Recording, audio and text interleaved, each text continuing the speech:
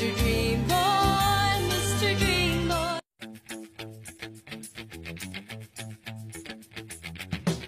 Ang dream boy ko ay gusto ko yung face medyo chubby lang ng konti. Konti lang.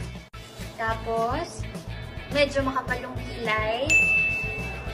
Gusto ko moreno. Ay, agad yun. Moreno, tapos mataas yung ilong. Tapos gusto ko yung lips mapula. Tapos, yung hair, gusto ko yung malinis yung pagkaka. Diba ano kung tawag doon? Malinis pagkaka. 2x3. School pala. 2x3.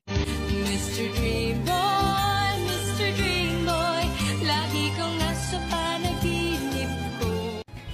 Yung mata yun, medyo ayoko nang medyo chinito. Konti lang. Siyempre gusto ko mabait, may respeto. Yung nanay na ang tawag ni Kiko sa mommy ni Miles. Nay! Yung pamilya mo! Nay! Yung pamilya mo! And gusto ko maalaga. Dito, pawis ako dito.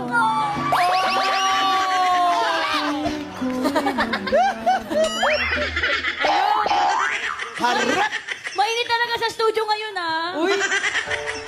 And gusto ko God-fearing siya. I pray every day.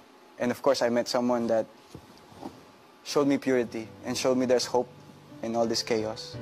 And then, gusto ko sweet. Gusto ko kasi ng surprises. Gusto ko lagi surprise. Surprise!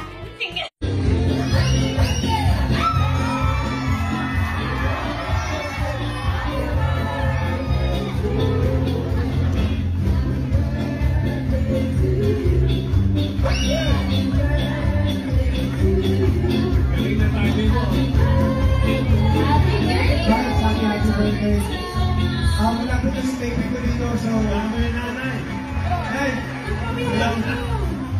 Kasi malapit na yung baby ko dito, so dumalo lang ko kaya sa akin. Thank you so much. Okay na, baby. Guys, thank you for supporting the Motos and Bahamas.